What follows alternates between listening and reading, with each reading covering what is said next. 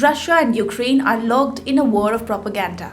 However, due to immense support from the West, Ukraine's indoctrination efforts aren't under lens.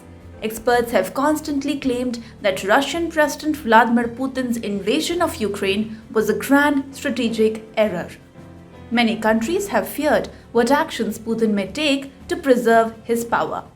There has been a long history of success by offensive forces, but the Russia-Ukraine war has upended many paradigms. And if we believe the experts, Russia's war in Ukraine, or as Putin says, special military operation, is based on a disastrous miscalculation.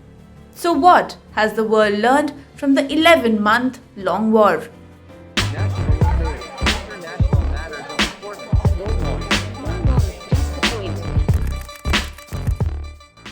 There have been 4 wars since Vladimir Putin became Russian president: Chechnya, Georgia, Syria, Ukraine.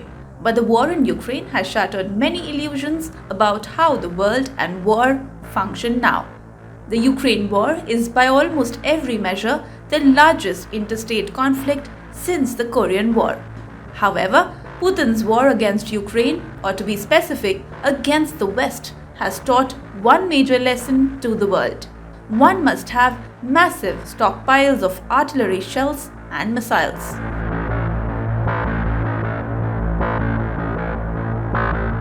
Excellency मैं जानता हूं कि आज का युग युद्ध का है नहीं, और हमने फोन पर भी कई बार आपसे इस विषय में बात की है कि डेमोक्रेसी और डिप्लोमेसी और डायलॉग, ये सारी बातें ऐसी हैं कि जो दुनिया को एक स्पर्श करती है।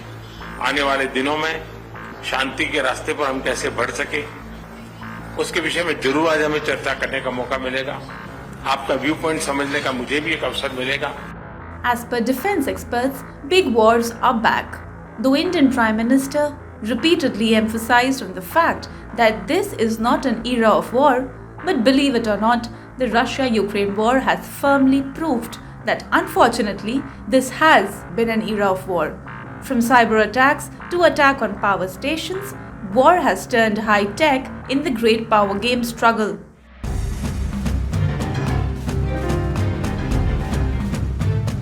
Я считаю, что мы действуем в правильном направлении. Мы защищаем свои национальные интересы, интересы наших граждан, наших людей, повторю еще раз.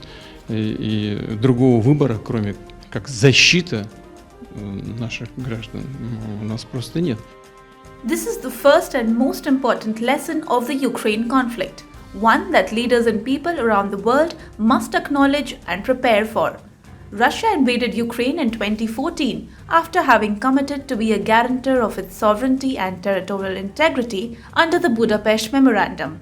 And now, in its most recent assault, the Kremlin seized 1/5 of Ukraine's territories following years of negotiations over the conflict in Ukraine within the Normandy format and the Minsk agreements. Likewise, from Azerbaijan, Armenia, Serbia, Kosovo to China, Taiwan, the geopolitical crisis is very much evident right now. We defeated Russia in the battle for minds of the world. We have no fear, nor should anyone in the world have it. Ukraine's gained this victory, and it gives us courage, which inspires the entire world. Ukraine successfully evaded Russia's initial wave of strikes by dispersing its arsenals, aircraft, and air defenses. But when Russia started attacking Ukraine from inside, it proved that the enemy can strike throughout operational depth. The difference in numbers between Russia and Ukrainian artillery was not as significant at the beginning of the conflict. But later, Putin's forces regrouped in the Donetsk and Luhansk fronts and launched a slow and systematic campaign where the pace of advance was excruciatingly slow. And this compelled Ukraine and the powerful West to change their tactics.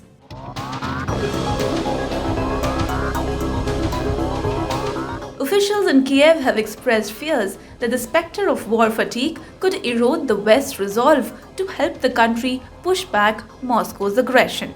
Initially, many defense experts believed the threat of severe economic sanctions would be enough to deter a Russian attack, but it failed to stop Putin, and Putinism remained the dominant form of rule in Russia.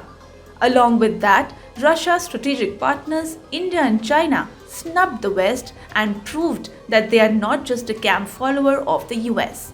Modi-led government proved that despite enormous pressure from the US and its NATO allies, New Delhi knows how to balance the act.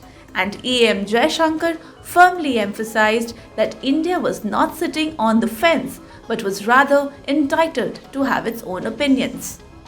If you are looking at energy purchases from Russia, I would suggest that your attention should be focused on Europe, which probably we do buy some energy which is necessary for our energy security. But I suspect, looking at the figures, probably our total purchases for the month would be less than what Europe does in an afternoon. Since February 24, 2022, the world might have been misreading Russian President Vladimir Putin's plans to seize Ukraine. To stop the dictator, world powers came together and slapped a series of robust sanctions, condemned Kremlin's ghastly act on global platforms, and even armed Ukraine with tons of ammunition. Despite that, unstoppable Putin unleashed the biggest war in Europe since World War II with the justification that modern, Western-leaning Ukraine was a constant threat to Russia. Think tanks believed that the Russian leader's initial aim was to overrun Ukraine. However, after closely monitoring Russia's recent actions, experts have started believing that Putin does not want to defeat Ukraine, but wants to demonstrate to the entire world that Russia has the power to wipe out West and all its allies.